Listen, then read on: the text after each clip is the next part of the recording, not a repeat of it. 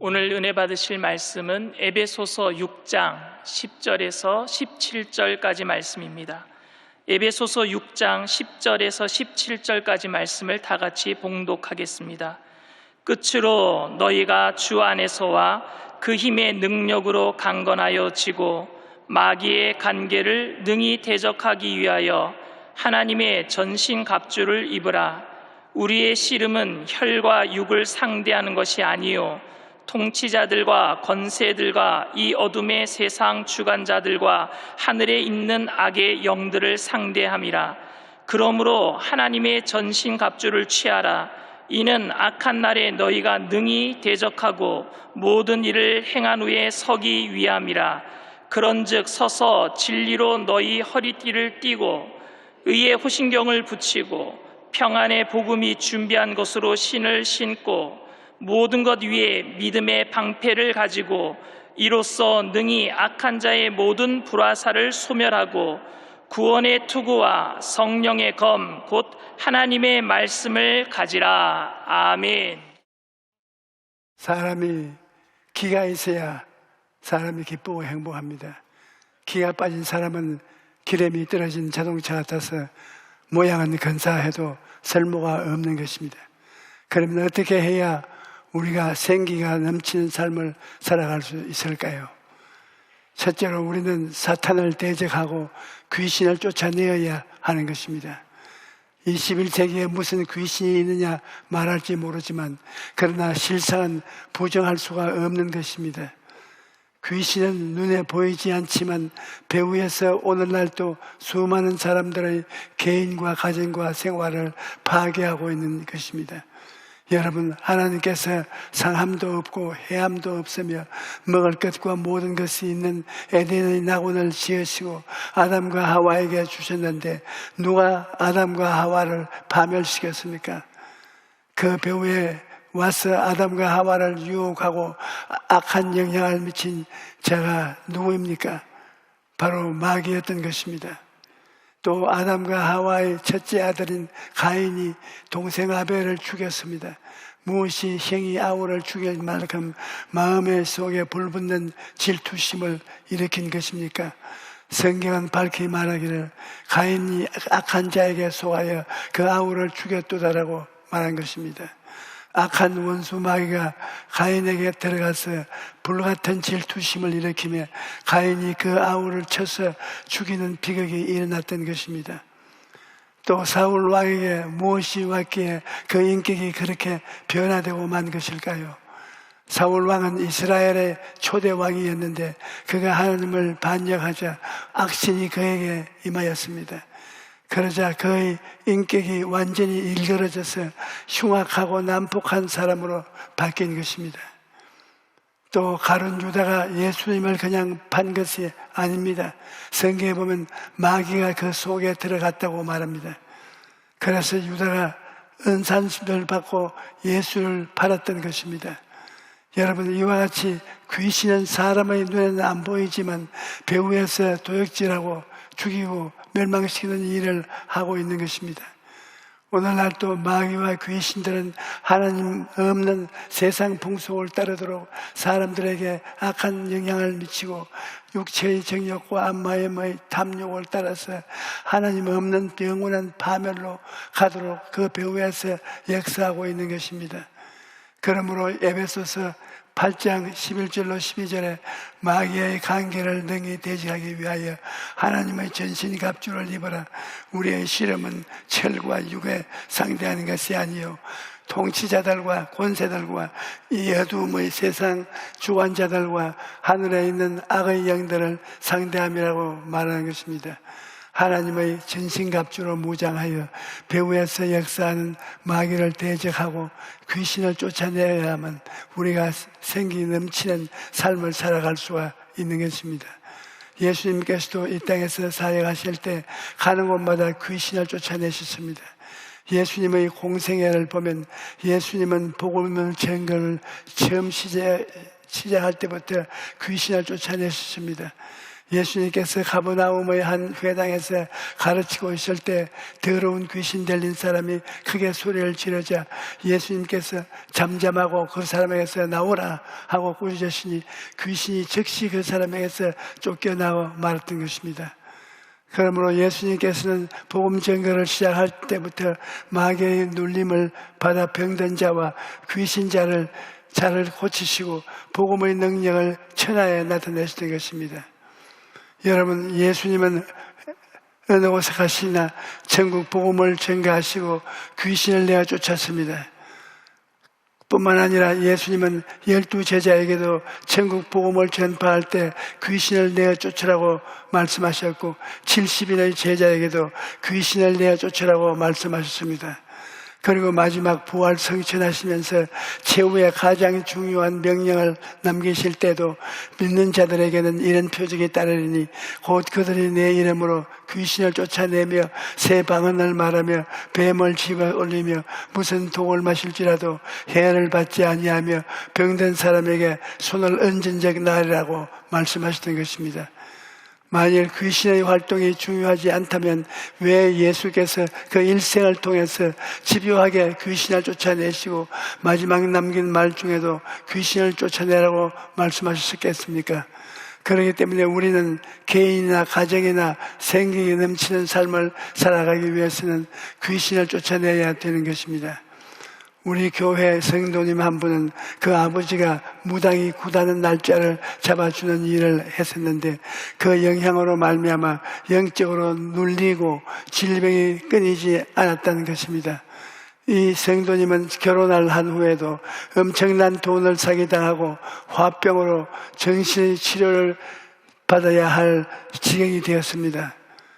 극심한 두통에 시달리고 환청이 들리고 잠도 못 자고 먹을 것도 제대로 못 먹어서 무거운 약해지도록 약해지고 온몸에 침을 맞아 한약만 380척을 먹었다는 것입니다.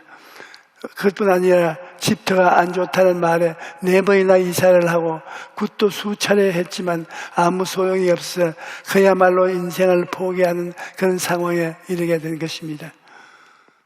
그런데 그때 우리 교회 집사람들이 이분을 전도해서 교회로 데리고 온 것입니다.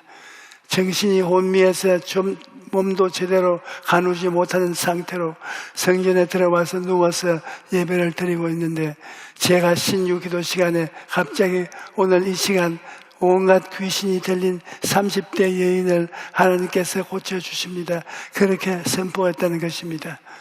그 부인이 간증하기를 몸이 너무 아프니까 설교는 귀에 하나도 안 들어오는데 그 말씀만은 귀에 분명히 음성으로 들렸다는 것입니다. 그런데 놀랍게도 그날부터 기력이 회복되기 시작해서 혼자서 일어설 수 있게 되고 시간이 지날수록 상태가 좋아져서 두통과 여러 가지 질병들이 6개월 만에 전부 다 고침받았다고 간증한 것입니다. 여러분, 우리가 마귀를 대적하고 귀신을 쫓아낼 수 있는 것은 예수님은 우리 속에 모시고 있기 때문입니다. 예수 그리스도는 어제나 오늘이나 영원토록 동일하십니다. 예수님이 여러분 속에 지금 와 계시는 것입니다. 예수님이 여러분 속에 계시기 때문에 여러분이 예수 이름으로 마귀를 단호하게 대적하면 마귀는 한 길로 왔다가 7길로 물러나가고 마는 것입니다. 둘째로 우리가 생기 넘치는 삶을 살기 위해서는 성령으로 충만해야 하는 것입니다. 오늘날 개인과 가정, 사회와 국가, 세계적인 문제를 해결하기 위해서는 모두가 예수님의 십자가 보혈을 의지하고 주님 앞에 나와서 회개해야 하는 것입니다. 그럴 때 하나님이 문을 여시고 성령을 부어주심으로 말미암아 성령의 창조적인 능력으로 문제가 해결될 수 있는 것입니다. 창세기 1장 2절에 보면 땅이 혼돈하고 공허하며 흑암이 깊음 위에 있고 하나님의 영은 수면에 운행하시니라고 말합니다. 땅이 혼돈하고 공허하며 흑암이 깊음 위에 있을 때 성령께서 운행하시자 어두움은 빛으로 무질서는 질서로 죽음은 생명으로 변화된 것입니다. 오늘날 개인, 가정, 생활, 자녀, 사업, 사회, 국가, 세계가 공허하고 혼돈하며 흑암이 깊음 위에 있다 할지라도 성령을 인정하고 환영하고 모시드리고 의지하면 성령께서 혼돈과 흑암이 가득한 곳에서 운행하셔서 문제가 해결되고 변화와 창조의 역사가 나타나는 것입니다. 여러분, 예수 그리스도는 어제나 오늘이나 영원토록 동일하시지만 이 동일하신 그리스도께서의 권세는 오늘날 성령으로 말미암아 나타나는 것입니다. 성령은 하나님 아버지의 영이요 예수님의 영으로 오늘날은 성령께서 주도적으로 역사하시는 것입니다. 그래서 성령이 역사하는 곳에 놀라운 변화와 창조가 나타나는 것입니다. 오래전에 우리 교회 성도님의 자녀가 코가 잔뜩 막혀서 병원에 갔는데 의사 선생님이 큰 병원에 가서 정밀 진단을 받으라고 말한 것입니다. 그래서 큰 병원에서 검사를 했는데 횡문근육종이라는 진단이 나왔습니다. 이 병은 당시에는 원인도 치료 방법도 어떠한 것도 소용이 없는 희귀병이었습니다. 담당 의사가 암이 말기에 알아서 수술받고도 방법이 없는데 수술을 하려면 얼굴의 반 이상을 절개해서 암덩어리를 도려내야 한다고 말했습니다. 게다가 수술 후에도 5년 이상을 살기가 힘들다고 말한 것입니다. 그러니 그 어머니가 얼마나 낙심이 되었겠습니까? 하지만 이 어머니는 사탄이 주는 부정적인 생각을 몰아내고 바라봄의 법칙을 적용해서 건강한 자녀의 모습을 바라보면서 기도하려 시작했던 것입니다. 자녀가 수술 후에 항암 치료를 받는데 방사선 치료로 몸이 너무나 약해져 응급실수로 실려가기가 일쑤였는데 그럼에도 불구하고 이 어머니는 기도를 멈추지 않았습니다. 그리고 아이가 병원에 입원해 있는데 의사가 외출을 허락하지 않으니까 아이가 늘 착용하고 있는 마스크를 가지고 저에게 안수 기도 받으러 온 것입니다. 그래서 제가 마스크에 손을 얹고 간절히 기도해 주었는데 그 어머니가 마스크를 가지고 가서 아이에게 씌워주고 어머니가 기도할 때 기적이 일어난 것입니다. 완치는커녕 얼마 살지도 못한다는 아이가 암 수치가 완전히 정상으로 떨어진 것입니다. 여러분, 우리의 삶에 죽음의 그림자가 가득할지라도 성령께서 오셔서 운행하시면 치료와 생명의 역사가 나타나는 것입니다. 성령은 우리에게 생명을 주는 영이시기 때문에 성령이 오시면 생기가 넘치는 삶을 살게 됩니다. 그리고 혼돈하고 공허하며 흑암이 가득한 삶은 하나님 보시기에 아름다운 삶으로 변화시켜 주시는 것입니다. 그런데 우리가 성령 충만한 삶을 살기 위해서는 간절히 기도해야 되는 것입니다. 예수님께서는 구하라 그리하면 너희에게 주실 것이요 찾으라 그리하면 찾아낼 것이요 문을 두드리라 그리하면 너희에게 열릴 것이라고 말씀하셨습니다. 그러므로 여러분, 성령 충만을 위해서 1시간도 좋고 2시간도 좋고 3시간도 좋고 기도해야 되는 것입니다. 예수 믿는 사람이 하루에 1시간 이상 기도하지 않으면 성령으로 충만한 삶을 살 수가 없습니다. 누구를 불문하고 하루에 1시간 이상 집중적으로 하나님 앞에서 기도할 때 성령의 충만함을 유지할 수가 있는 것입니다. 아무리 교회를 왔다 갔다 해도 내가 개인적으로 하나님과 깊은 기도의 교제가 없으면 성령이 내 마음속에 충만하지 않은 것입니다. 그래서 저는 매일같이 1시간 반에서 2시간 이상 아침 새벽 일찍 일어나서 기도를 합니다. 그러지 않으면 마음속에 공허가 말할 수 없습니다. 그날 나와서 무슨 일을 해도 일이 잘 안 되고 화가 나는 일만 자꾸 생기는 것입니다. 그러나 하루에 1시간 반 내지 2시간 이상 주님께 구할 것을 구하고 하나님과 대화를 하고 하나님을 먼저 섬겨나면 마음에 성령이 충만하고 기쁨이 넘치게 됩니다. 그런 날은 어떤 일을 당해도 하나님께서 그 일을 능히 해결할 수 있는 힘과 능력과 지혜와 총명을 주시기 때문에 생활에 생기가 넘쳐나는 것입니다. 셋째로 우리가 생기가 넘치는 삶을 살기 위해서는 성령의 인도함과 도움을 받아야 되는 것입니다. 여러분, 4차원의 성령께서 3차원의 세계에 역사하시면 우리 삶의 변화와 창조의 역사가 나타나는 것입니다. 성령께서 오시면 우리에게 꿈과 비전을 주십니다. 사람은 꿈이 있어야 삽니다. 아무리 형편이 나빠도 마음이 공허하고 혼돈하고 흑암이 깊은 교회에 있을지라도 꿈을 가지고 있어야 성령께서 그 꿈을 통해서 운행하시고 꿈을 이루어 주시는 것입니다. 또 성령께서는 우리에게 믿음을 주십니다. 그래서 우리의 힘으로는 도저히 뛰어넘을 수 없는 장애물이라 할지라도 성령께 우리에게 믿음을 주시기 때문에 우리가 장애물을 넉넉히 뛰어넘을 수가 있는 것입니다.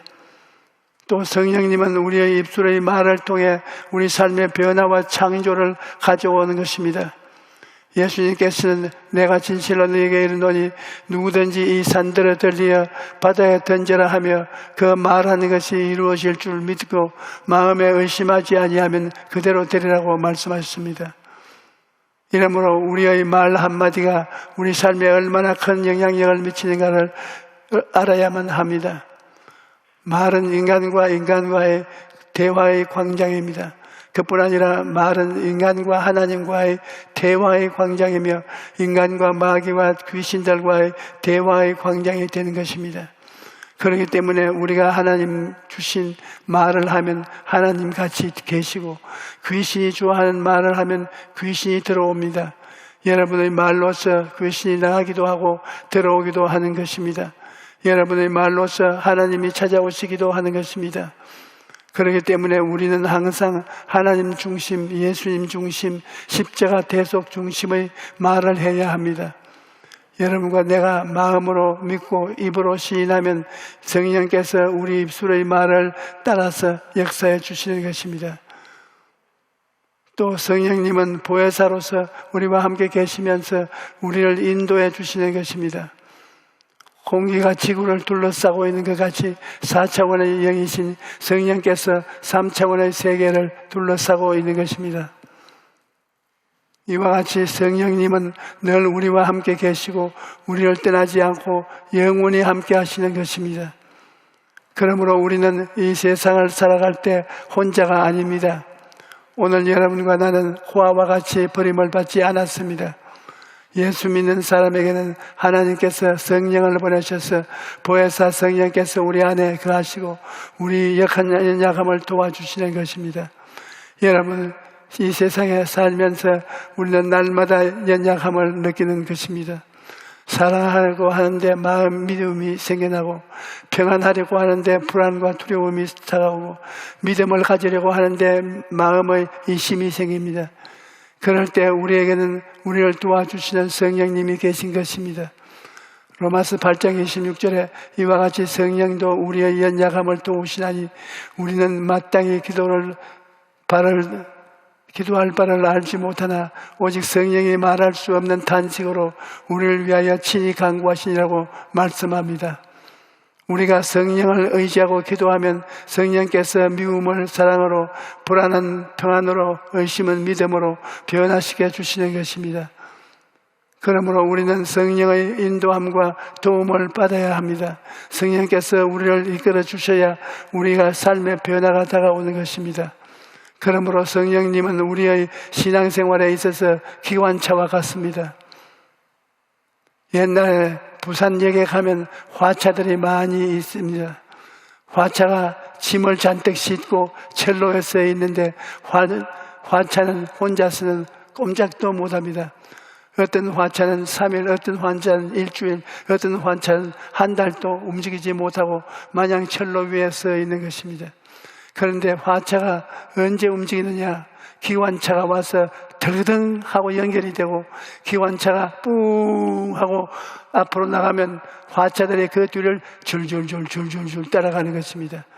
그때 제가 마음속에 깊이 느낀 것은 기관차가 없으면 화차는 꼼짝도 못하는구나. 아무리 좋은 물건을 많이 싣고 있어도 기관차가 없으면 움직일 수가 없구나. 그런 생각을 했었습니다. 오늘날 성령의 역사가 바로 그러한 것입니다. 여러분, 우리는 화차와 같아져 우리 힘으로는 앞으로 나갈 수가 없습니다. 아무리 공부를 많이 하고 영특한 사람이라도 혼자서는 아무도 일도 할 수가 없어. 보배를 잔뜩 싣고 있어도 그냥 서 있는 것입니다. 그러나 기관차처럼 성령께서 우리를 이끌어 주시면 우리가 앞으로 힘차게 달려갈 수 있는 것입니다. 그러므로 성공적인 인생을 살기 위해서는 성령의 도우심이 반드시 필요한 것입니다. 성령이 이끌어 주셔야 기도도 하고 전도도 하고 복음 전거도 하고 사랑의 역사도 베풀 수가 있습니다. 오늘날 우리 교회가 세계적인 교회로 성장하게 된 것도 불광동 천남만 교회 시절부터 성령의 기관차에 연결되어 있었기 때문입니다. 눈에는 아무 증거 안 보이고 귀에는 아무 소리 안 들리고 손에는 잡히는 것 없어도 성령께서 이끌어 주셨기 때문에 오늘날까지 힘차게 달려올 수 있었던 것입니다. 여러분도 마찬가지입니다. 여러분이 연약하고 힘이 없어도 성령께 연결되어 있으면 성령께서 여러분의 삶을 이끌어 주시고 아름답게 변화시켜 주시는 것입니다. 그런데 우리가 성령님의 인도를 받기 위해서는 성령님을 인정하고 환영하고 모셔드리고 의지해야 합니다. 왜냐하면 성령은 인격적인 하나님이시기 때문입니다. 성령님은 지식이 있고 감정이 있고 의지가 있고 인격이신 것입니다. 비록 우리의 눈에 보이지는 않지만 성령은 바람과 같이 우리와 같이 계시는 인격자인 것입니다. 그러므로 우리는 인격이신 성령님을 늘 인정하고 환영하고 모셔드려야 합니다.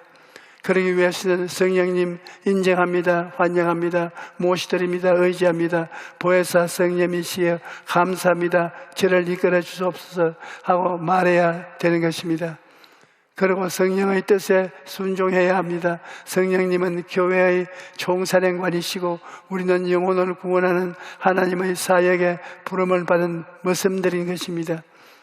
그렇기 때문에 우리는 언제나 성령님의 뜻을 받들어 일해야 됩니다.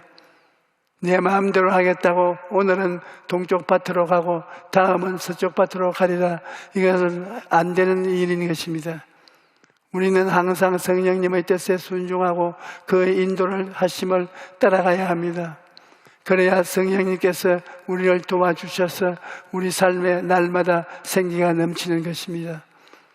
그러므로 여러분, 예수 그리스도의 이름으로 귀신을 쫓아내고 성령으로 충만하십시오.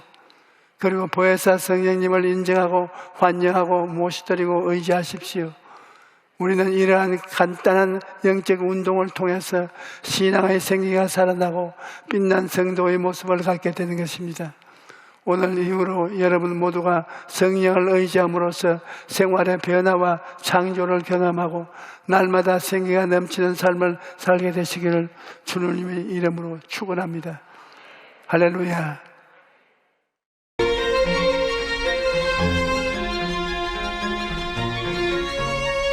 Thank you.